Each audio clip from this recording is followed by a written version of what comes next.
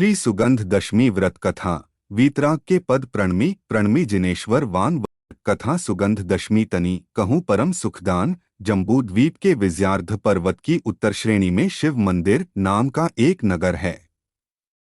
यहाँ का राजा प्रियंकर और रानी मनोरमा थी। धर्म किसे कहते हैं वह उन्हें मालूम भी न था। एक समय सुगुप्त नाम के मुनिराज कृष शरीर दिगंबर मुद्रायुक्त आहार के निमित्त बस्ती में आए। उन्हें देखकर रानी ने अत्यंत घृणापूर्वक उनकी निंदा की और पान की पिच मुनि पर थूक दी।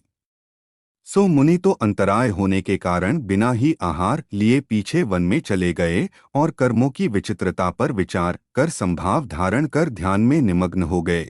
परंतु थोड़े दिन पश्चात रानी मरकर गधी हुई, फिर सुकरी हुई, फिर कुकरी हुई, फिर वहां से मरकर मगध देश के वसंत तिलक नगर में विजयसेन राजा की रानी चित्रलेखा की दुर्गंधा नाम की कन्या हुई।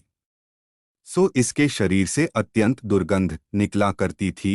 एक समय राजा अपनी सभा में बैठा था कि धनपाल ने आकर समाचार दिया कि हे राजन, आपके नगर के वन में सागरसेन नाम के मुनिराज चतुर्विध संघ सहित पधारे हैं। यह समाचार सुनकर राजा प्रजा सहित वंदना को गया और भक्तिपूर्वक नतमस्तक हो राजा ने स्तुति वंदना की। मुनि तथा श्रावक के धर्मों का उपदेश सुनकर सबने यथाशक्ति व्रता दिख लिए। किसी ने केवल समयत्व ही अंगीकार किया। इस प्रकार उपदेश सुनने के अनंतर राजा ने नम्रतापूर्वक पूछा, हे मुनिराज, यह मेरी कन्या दुर्गंधा किस पाप के उद्य से ऐसी हुई है, सो कृपा कर कहिए। तय श्री गुरु ने उसके पूर्व भवों का समस्त वृत्तांत मुनि की निंदादिका कह सुनाया, जिसको सुनकर राजा और कन्या सभी को पश्चाताप हुआ। निदान राजा ने पूछा, प्रभो, इस पाप से छूटने का कौन सा उपाय है?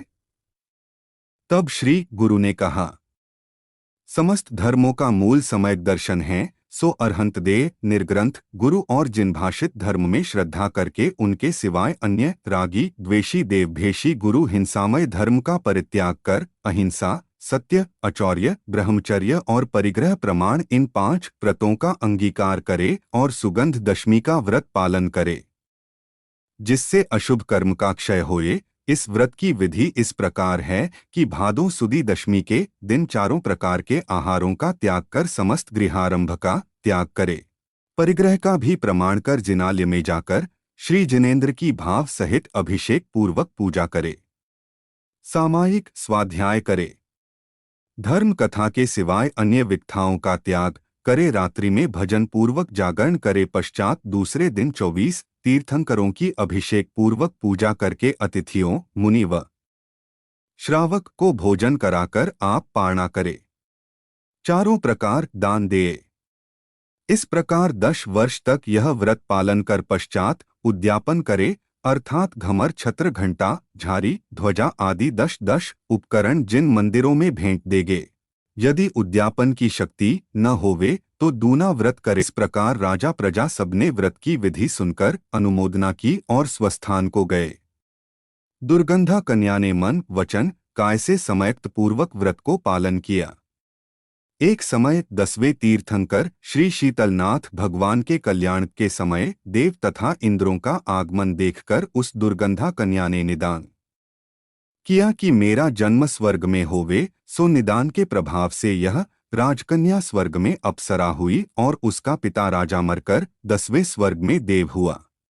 यह दुर्गंधा कन्या अप्सरा के भव से आकर मगध देश पृथ्वी तिलक नगर में राजा महिपाल की रानी मदन सुंदरी मदनायती नाम की कन्या हुई। सो अत्यंत रूपवान और सुगंधित शरीर हुई और कौशाम्बी नगरी के राजा अरिदमन के पुत्र पुरुषोत्तम के साथ इस मदनावती का ब्याह हुआ। इस प्रकार वे दंपति सुखपूर्वक कालक्षेप करने लगे।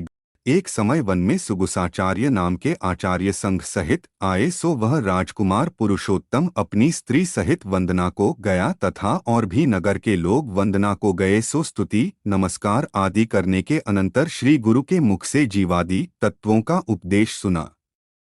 पश्चात पुरुषोत्तम ने कहा, हे स्वामी, मेरी यह मदनावती स्त्री किस कारण से ऐसी रूपवान और अति सुगंधित शरीर है, राय की शुरू ने मदनावती के पूर्व भवांतर कहे और सुगंधदशमी के व्रत का महात्म्य बताया तो पुरुषोत्तम और मदनावती दोनों अपने भवांतर की कथा सुनकर संसार देहभोगों से विरक्त हो दीक्षा लेकर तपश्चरण करने लगे।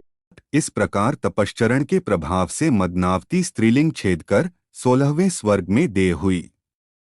वहां 22 सागर सुख से आयु पूर्ण करके अंत समय चयकर मगध देश के वसुंधा नगरी में मकरकेतु राजा के यहाँ देवी पटरानी के कनककेतु नाम का सुंदर गुणवान पुत्र हुआ।